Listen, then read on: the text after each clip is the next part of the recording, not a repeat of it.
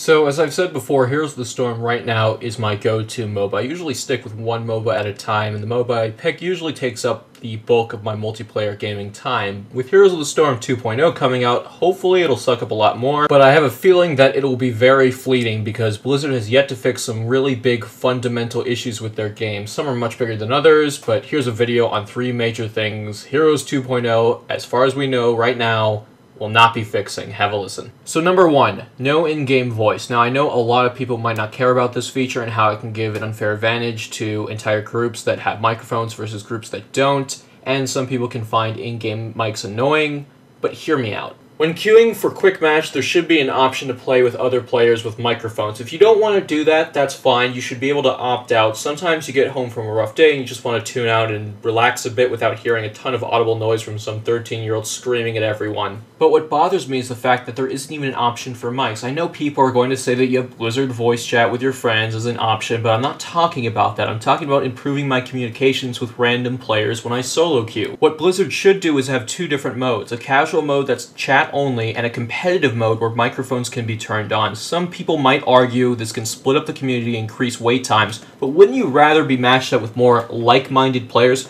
people who just want to play casually and don't care about winning, versus people who want to play to win? Think of how many games you have where you either get a tryhard who is constantly yelling at you to get good, or how you find yourself frustrated with a teammate who doesn't want to play the game properly and just wants to play it their own way to the detriment of the team. If you cut out a ton of bad games out of your sessions, wouldn't that make Heroes a more enticing game to solo queue for? On top of all of this, when you're playing with friends, you can share your voice to the team to keep others in the loop. While some people might still think that voice chat isn't that beneficial, I'd at least give the option to allow players like myself to use it. The second big thing that Heroes 2.0 won't be implementing is clans and team support. Speaking of like-minded people, wouldn't it be nice if the people you constantly play with could all group up together with you into a clan that might give you individual player perks or give you a new system of goals for your clan that offers rewards? Things like clan versus clan for more competitive matchmaking would be great, rather than going through the issues that plague Team League, like being an ambusher group of friends versus a pro team full of diamond or master players, or vice versa. It would also be easier to organize and group up with each other, as you don't have to individually message everyone. You can just have a group chat, or you can schedule events. You can even get a system where you are reminded via the Blizzard desktop app for events. Finally, and the biggest thing Heroes is not going to be fixing, this is a 3-parter, and it's what I like to call the 3 INGs. Leaving, feeding, and reconnecting. Now, before everyone jumps down my throat saying that 2.0 can't fix everything, some of these issues that I've been talking about have been around for ages, and no MOBA that I have played has everything this bad. Even Awesomenauts, which is an independently developed budget MOBA game, managed to fix their leaving and reconnecting system with one of their big recent updates. Granted, it took them a while to do it, but Ronimo Games is a very small studio. Blizzard has tons of cash and incredibly skilled employees under their name. The biggest issue is how Heroes of the Storm is such a great game, but it's wrapped up in an incredibly toxic player base that is worse than many other MOBA communities I've taken part in. And what's worse is that Blizzard encourages a lot of it from how the game is designed. Sure, Heroes of the Storm is adding a ton of content, but if the player base is encouraged to be shitty and drive you insane, what's the point? It's like pouring turds on an ice cream cake or driving your dream car that has everything you'd want, but a needle comes out of the wheel every 10 seconds and stabs you in the balls. Alright, so with that note, let's talk about reconnecting in-game. Sometimes if you get briefly disconnected from Battle.net, like if you lose your internet connection, you're probably fine and you can join back in fairly easily. However, even if you get back in, you have to catch up to the server. This sometimes feels like it takes forever because Heroes games are usually 20 minutes long. Waiting just 3 or 4 minutes to catch up could mean joining into a game that ended and not getting credit. Sometimes you're not so lucky. When your game crashes, you can be booted out permanently. What sucks here is the punishment you get. I'll elaborate more on this later and why punishing people for leaving is the least of Blizzard's concerns, but I get why the punishment is there. It's to keep players from abusing and leaving matches via disconnecting their systems, but it wouldn't be so bad if it was easier to reconnect to the game. Alright, so let's talk about part 2 of this problem. Leaving. Let's say you don't want to play this match anymore. You just want to leave. Avoid the drama because your team sucks or is being super toxic. You don't want to feed and you just want to leave and start another game and take the punishment.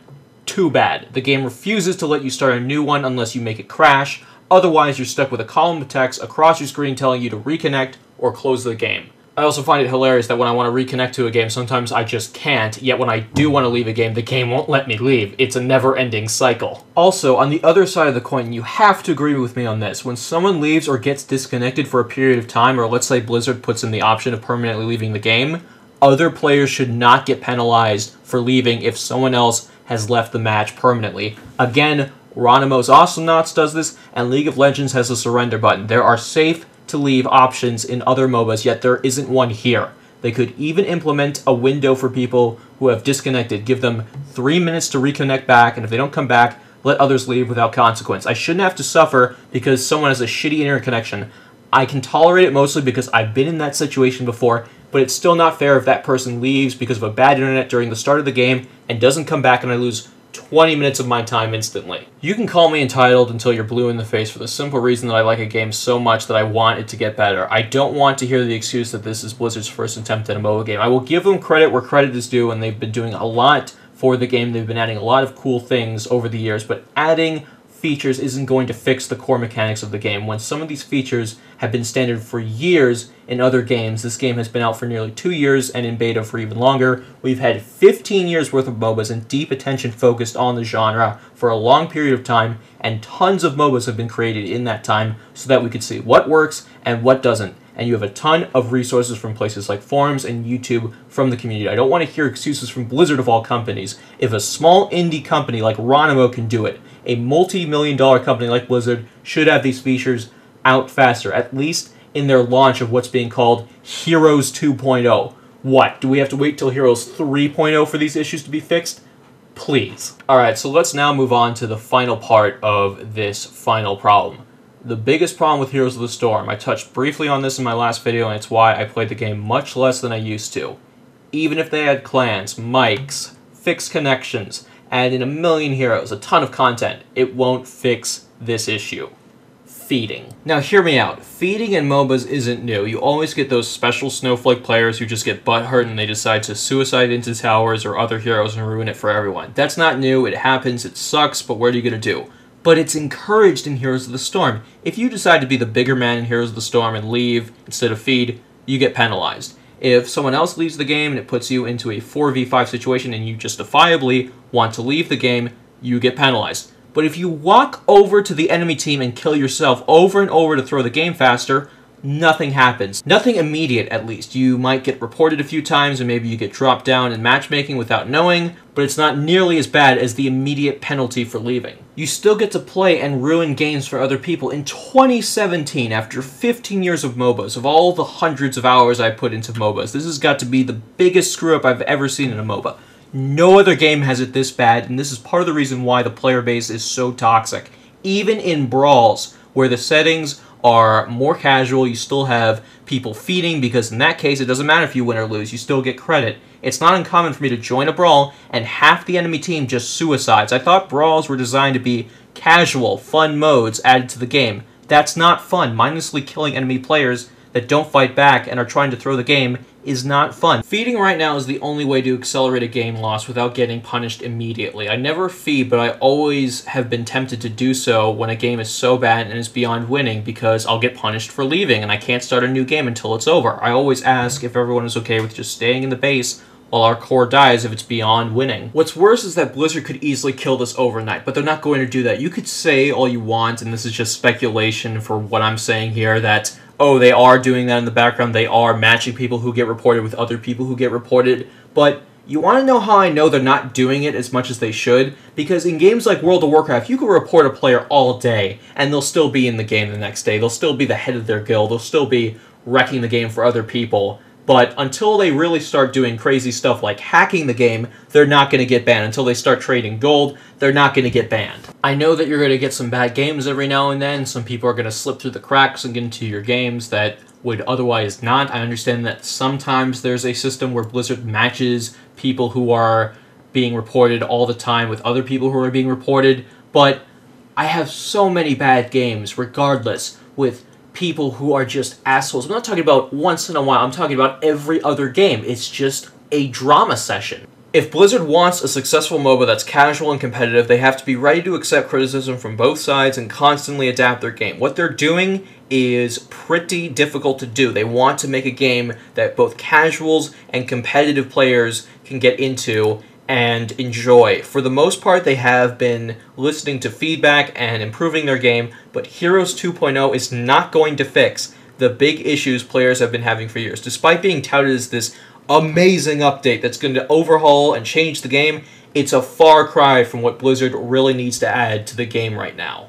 Leaving things like feeding and reconnecting and punishments for unavoidable issues unchecked combined can negatively impact the game in the long run.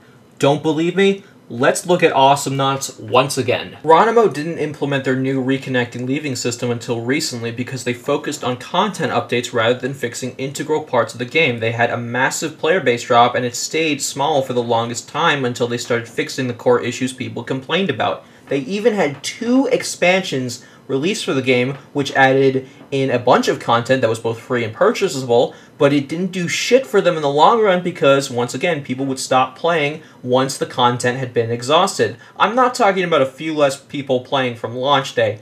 I'm talking about the player base dwindling to almost nothing again within a month or so, despite more content still being gradually released after the first expansion. When Geronimo released the updates that fixed the big issues players had, the game not only had a resurgence of players, but the Steam reviews went from a mixed and negative reception to a positive one. And the game is maintaining a sizable player base. It's not dropping off as easily like it did before. But what's important to take away from this is that any game can fail. I'm not saying that Heroes of the Storm is going to fail if they don't suddenly implement these changes that I'm recommending. But I'm saying that a game can fall and you might not even realize it until it's far too late. I don't care how much marketing or what brands you have behind you. Just look at franchises like Call of Duty or even Blizzard's own World of Warcraft during Warlords of Draenor and Pandaria, and how bad their subs were up until a point where they had to release a new expansion and completely overhaul certain systems, sometimes removing some out of the game that were affecting their player bases negatively, like Garrisons and Warlords of Draenor, how they had to completely fix a system to fix their game. Heroes of the Storm is my favorite MOBA right now. It has the potential to be the best MOBA out there, but if Blizzard doesn't fix the feeding among other issues, it's only going to get worse from here. It won't kill the game overnight. Far from that. But if Blizzard wants to monetize the game more than they want to fix it, like Geronimo did with Awesomenauts, don't be surprised if the player base starts to decline like World of Warcraft did. And you know how dark of a time that was for Blizzard, when they had to completely suck it up and listen to fans more. They had to completely overhaul their game, and it took millions of dollars at that point to do it, and get to where WoW is today. It took them basically 2 expansions to get back on their feet, and that was expensive. I don't think they want to do that again. Anyway, guys, thank you very much for watching. I know this was some pretty harsh criticism of Blizzard, but once again, I criticize them because I love them. I like Heroes of the Storm. I want it to get better, and I still love the game. And if that makes me entitled for wanting the game to get better, so be it. I'm entitled. I'm the biggest entitled person there is. Anyway, guys, thank you very much for watching. I'm out.